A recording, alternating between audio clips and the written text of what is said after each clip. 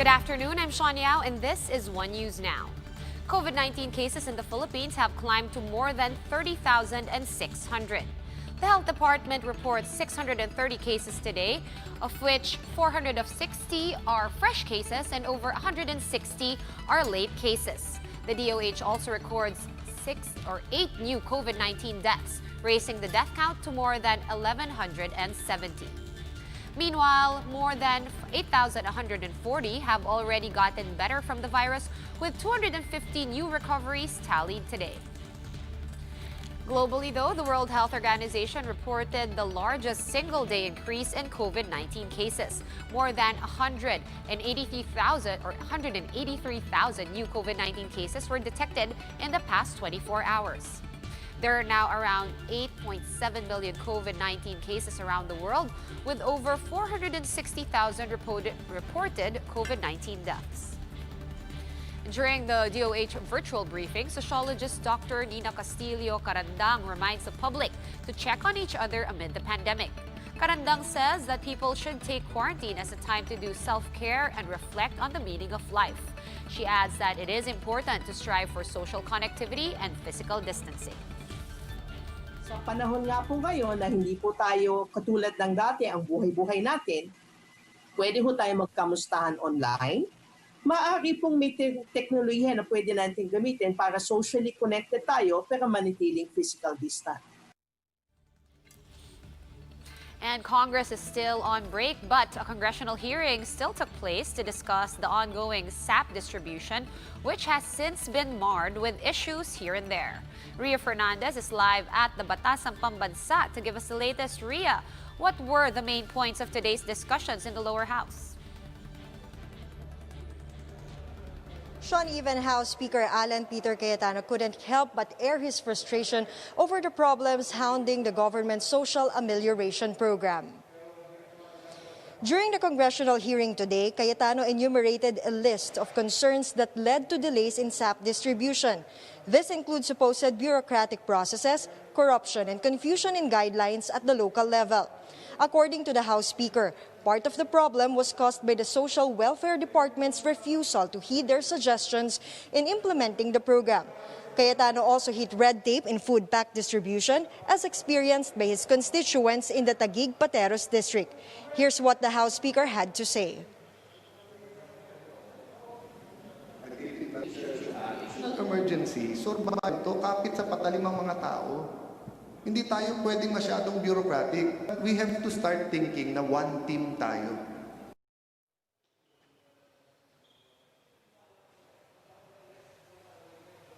Other representatives also noted some questionable parts in the DSWD guidelines for SAP distribution. Anakalusugan Representative Mike Defensor pointed out provisions that require beneficiaries to gather in a respective location to fill out SAP forms. The movie says does nothing but increase the risk of infection. Others, such as Deputy Speaker El Rey Villafuerte and Cavite Representative Bambol Tolentino, noted that some DSWD regional offices implemented the release of AICs or the assistance to individuals in crisis situation and the SAP without proper distinction. The incident prompted the DSWD to send a new memo to regional directors to clarify the issue.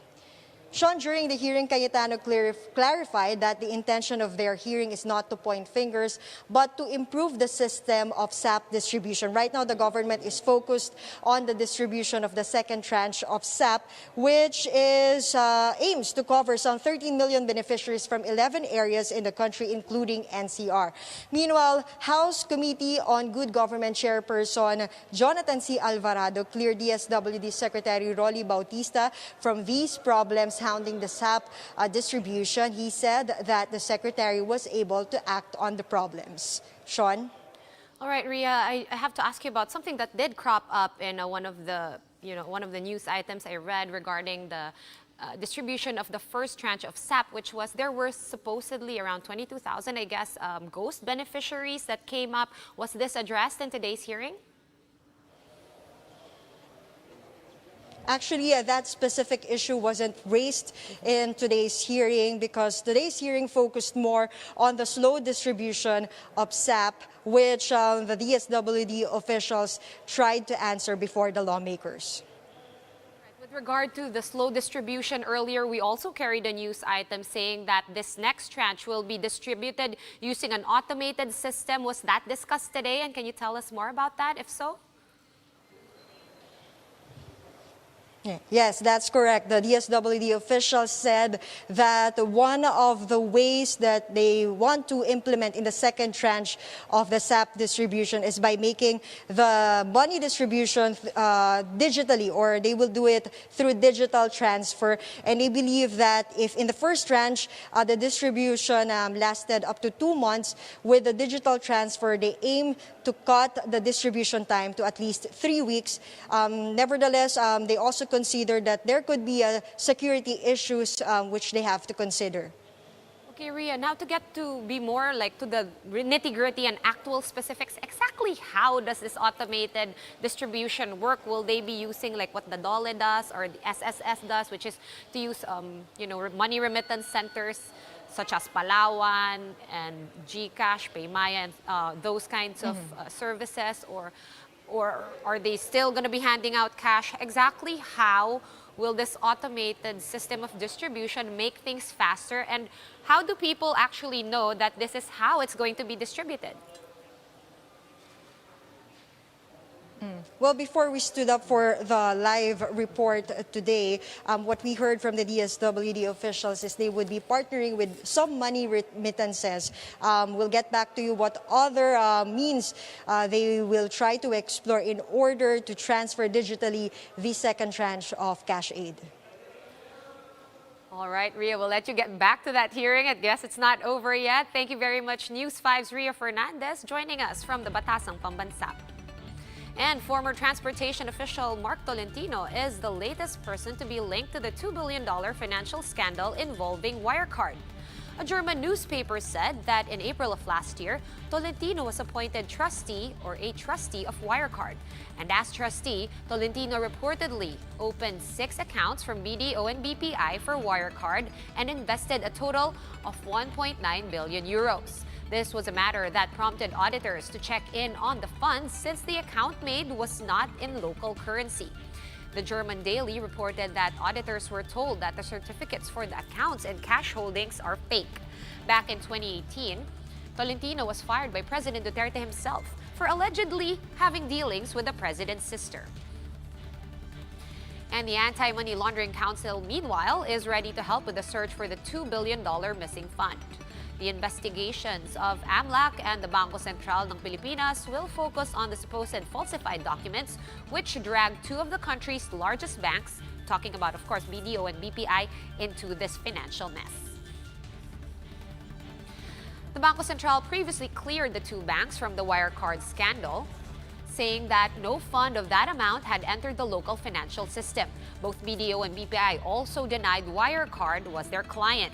Shares of BDO slid on Monday's trade, while BPI shares climbed on the back of its latest bond offer. We'll have more stories after a quick break. Keep it here on One News.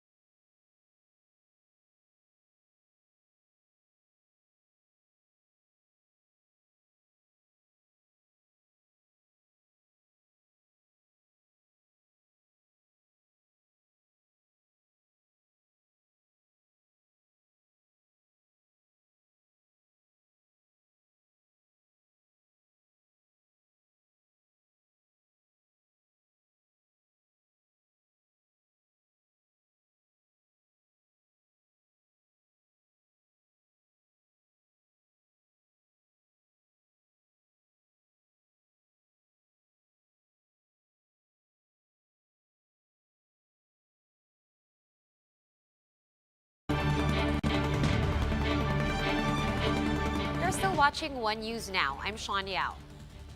Pandemic notwithstanding, the Philippine National Police is still bent on carrying out its anti-drug operation, even actually intensifying it. In an online press briefing, PNP Chief Police General Archie Gamboa says they are targeting to capture the top 10 most wanted drug personalities in every jurisdiction. Rogue cops, he says, will also be swiftly charged.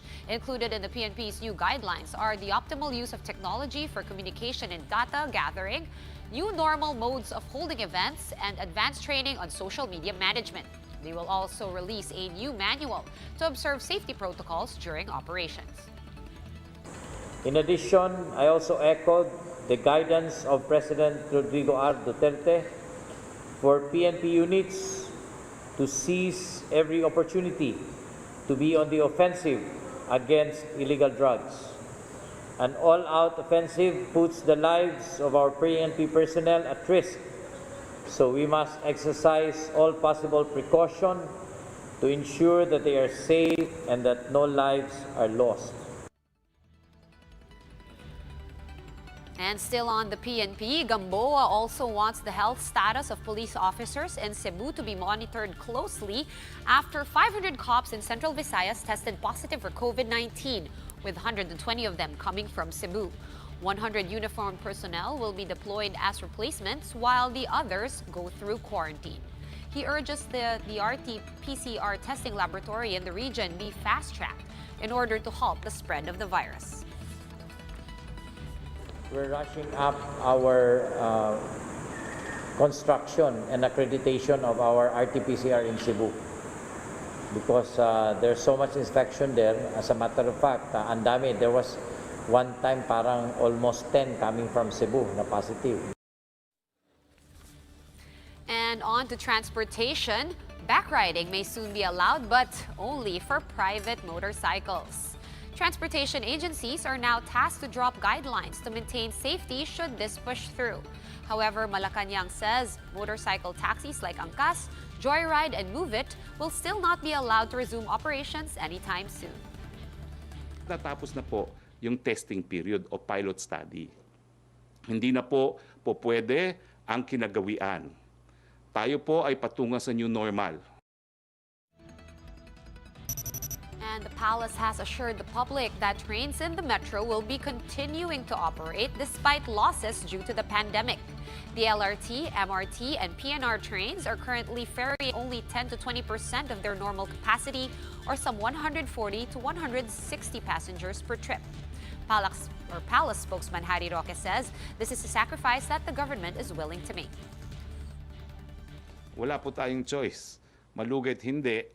Kung walang sasakyan, kinakailangan i-operate, pero hindi naman po pwedeng i-operate sa isang pamamaraan na ikamamatay ng taong bayan. Again, we have chosen health over finance, no, or economics. For more updates, follow News 5, the Philippine Star, and Business World online. Visit our website, onenews.ph, for more in-depth analysis. You can also catch One News on the Signal Play app. Just register for a free account now at www.signalplay.com and stream One News live anytime, anywhere. I'm Sean Yao, and we are One News.